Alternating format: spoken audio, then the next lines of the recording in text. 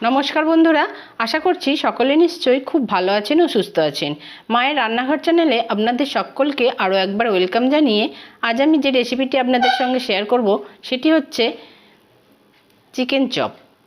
তো এই গরমে বাইরের খাবার তো একদমই অ্যালাউ নয়, কারণ বাইরের খাবার খেলেই শরীর অসুস্থ হয়ে পড়বে। তাই সামান্য কিছু উপকরণ নিয়ে বাড়িতেই বানিয়ে ফেলুন মচমচে চিকেন চপ, এবং সন্ধেবেলা চায়ের সঙ্গে এটা আপনাদের খুব ভালো লাগবে। দেখুন, আমার চিকেন চপ বানানো হয়ে গেছে, আর কিভাবে বানিয়েছি সেটা একবার দেখে নিয়ে চলুন। আর যারা আমার চ্যানেলে নতুন তাদের কাছে রিকোয়েস্ট রইল আমার চ্যানেলটি সাবস্ক্রাইব করে আমার পাশে থাকবেন। 150 গ্রাম বোনলেস চিকেনকে ছোট ছোট করে কেটে নিয়েছি, একটা পেঁয়াজকে কুচিয়ে নিয়েছি, একটা নিয়েছি টমেটো, আর পুর তৈরি করার জন্য নিয়েছি 2 চামচ সর্ষের তেল, এখানে নিয়েছি গোটা জিরে, লঙ্কা গুঁড়ো, হলুদ গুঁড়ো, গরম মশলা, লবণ স্বাদ মতো, আদা আর রসুন বাটা, আর নিয়েছি একটা আলু সিদ্ধ আর সামান্য কিছু কাঁচা লঙ্কা। আর এখানে ভাজার জন্য নিয়েছি ব্রেড ক্যাম্প আর সাদা তেল আর একটা ডিম। এবার চলুন পুরটা আগে আমি তৈরি করে নেব। গ্যাস ওভেনের মধ্যে আমি একটা কড়াই বসিয়ে দিয়েছি, আর কড়াইটা গরম হলেই আমি এই 2 চামচ পরিমাণ সর্ষের তেল এর মধ্যে দিয়ে দেব। খুব ভালো করে সর্ষের তেলটাকে কড়ার চারপাশে নেড়ে নেব। আর দেখুন, এর মধ্যে দিয়ে দিলাম জিরে ফোড়নের জন্য। জিরেটা দিয়ে দেওয়ার 10 সেকেন্ডের মধ্যে আমি দিয়ে দেব এর মধ্যে একটা মিডিয়াম সাইজের পেঁয়াজকে আমি কুচি করে রেখেছিলাম, সেই পেঁয়াজ কুচিটা দিয়ে দিয়েছি। পেঁয়াজটাকে খুব সামান্য সময় নেড়ে চেড়ে নেবার পর এর মধ্যে দিয়ে দেব একটা টমেটোকে যে আমি কুচি করে রেখেছিলাম, সেই টমেটো কুচিটা আমি এর মধ্যে দিয়ে দিলাম। আবারও আমি পেঁয়াজের সাথে টমেটোটাকে খুব ভালো করে ফ্রাই করে নেব, যতক্ষণ না পর্যন্ত পেঁয়াজ আর টমেটোর কাঁচা গন্ধটা যাচ্ছে। এবার এর মধ্যে ছোট ছোট টুকরো করে রাখা বোনলেস চিকেনটাকে আমি দিয়ে দিলাম। এবার পেঁয়াজ, টমেটো আর চিকেনের টুকরোগুলোকে খুব ভালো করে একটু ফ্রাই করে নেব কয়েক মিনিট সময় ধরে। এর মধ্যে ঝালের জন্য দিয়ে দিলাম কাঁচা লঙ্কা, দিয়ে দিলাম লঙ্কা গুঁড়ো, হলুদ গুঁড়ো, আর দিয়ে দিলাম আদা রসুন পেস্ট, দিয়ে দিলাম গরম মশলা গুঁড়ো আর স্বাদমতো লবণ। এবার সমস্ত কিছু উপকরণ একসাথে খুব ভালো করে মিশিয়ে নেব। এইভাবে কয়েক সেকেন্ড খুব ভালো করে এটাকে নেড়ে চেড়ে নিলাম।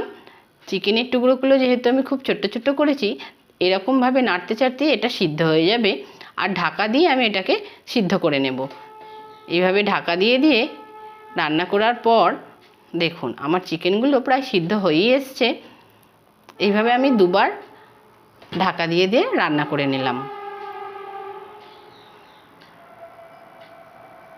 এরপর এর মধ্যে দিয়ে দেব আমি একটা যে আলু সিদ্ধ নিয়েছিলাম, সেই আলু সিদ্ধটাকে আমি ম্যাশ করে নিয়েছি, নিয়ে দিয়ে দিয়েছি। এবার এটাকে আমি খুব ভালো করে সমস্ত উপকরণের সঙ্গে মিশিয়ে নিলাম। মিশিয়ে আমি এটাকে একটা ডো তৈরি করে নেব। আমার মশলার পুরটা একদম রেডি হয়ে গেছে।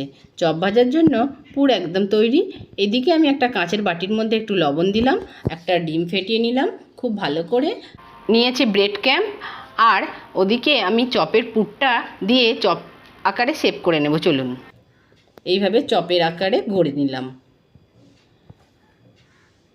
কেউ চ্যাপটা শেপ দিতে পারেন, কেউ লম্বা শেপ দিতে পারেন। আমি এইভাবে চ্যাপটা চ্যাপটা করে শেপ দিয়েছি, আর হাতে একটু সর্ষের তেল মেখে নিয়েছি, তাহলে হাতে লেগে যাবে না।